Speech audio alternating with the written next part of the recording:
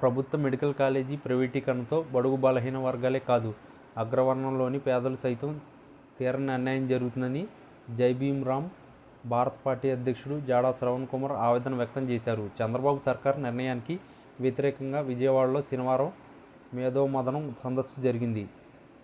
జాడా శ్రవణ్ కుమార్ మాట్లాడుతూ, పీపీపీ అంటే పూర్తిగా ప్రైవేటీకరణ చేయడమే.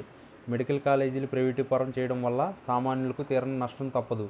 ఈ విధానం వల్ల బడుగు బలహీన వర్గాలే కాదు, అగ్రవర్ణంలోని పేదలకు సైతం తీరని అన్యాయం జరుగుతుంది. తీవ్రంగా వ్యతిరేకత వస్తున్న చంద్రబాబు వెనక్కి తగ్గకపోవడం వెనుక అతిపెద్ద లాభం ఉందనేది స్పష్టమవుతుంది. పీపీపీ చేయడం వల్ల వచ్చే కమిషన్లో చంద్రబాబు, పవన్, లోకేష్కు వాటాలు పంచుకోవాలనుకుంటున్నారు. ప్రైవేటీకరణ చేయడం వల్ల ఒక్క ఏడాది అడ్మిషన్లోనే రూపాయలు 400 కోట్లు సంపాదిస్తారు. చంద్రబాబుకు నాదొక సూటి ప్రశ్న, ధైర్యముంటే సమాధానం చెప్పాలి. ప్రభుత్వ మెడికల్ కాలేజీల్లో అడ్మిషన్లు జరిగే విధానంలోనే పీపీపీలోనూ చేపడతారని చెప్పగలరా? ప్రైవేటీకరణను అడ్డుకోకపోతే మన భావితరాలు తీవ్రంగా నష్టపోతాయి. మెడికల్ విద్యను ప్రైవేటీకరణ చేయనిస్తే మన భవిష్యత్ తరాలు మనల్ని క్షమించరు. ఖచ్చితంగా ప్రభుత్వ మెడికల్ కాలేజీల ప్రైవేటీకరణకు వ్యతిరేకంగా పోరాటం కొనసాగించాలి అని అన్నారు. ఈ క్రమంలో సీఎం చంద్రబాబు, హోంమంత్రి అనితపై జాడా శ్రవణ్ కుమార్ హాట్ కామెంట్స్ చేశారు. అన్నీ నేనే కనిపెట్టానని చంద్రబాబు చెబుతారు. చంద్రబాబు వల్ల ఏడాదికి 2500 మంది పేద విద్యార్థులకు విద్య అందకుండా చేశారు. హోంమంత్రి వంగలపూడి అనిత తన పని తాను చేయడం లేదు.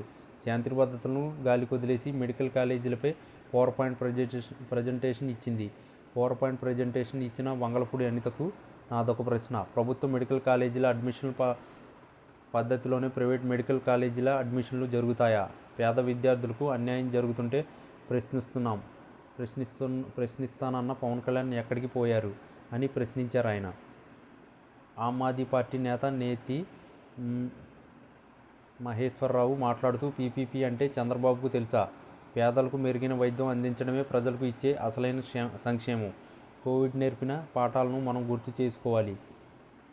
పేదలకు మెరుగైన వైద్యం విద్యను అందజేసే సమాజం బాగుపడుతుంది. రూపాయలు 3 లక్షల కోట్ల బడ్జెట్ ఉన్న రాష్ట్రంలో ఏడాదికి 2000 కోట్లు ఖర్చు చేయలేకపోతున్నారా? మీరు ప్రభుత్వాన్ని నడుపుతారా, ప్రజలతో వ్యాపారం చేస్తున్నారా అని నిలదీశారు. జైభీమ్ రామ్ భారత పార్టీ ఆధ్వర్యంలో జరిగిన ఈ సదస్సులో పలు ప్రజా సంఘాలు నాయకులు పాల్గొని ప్రైవేటీకరణను తీవ్రంగా వ్యతిరేకించారు.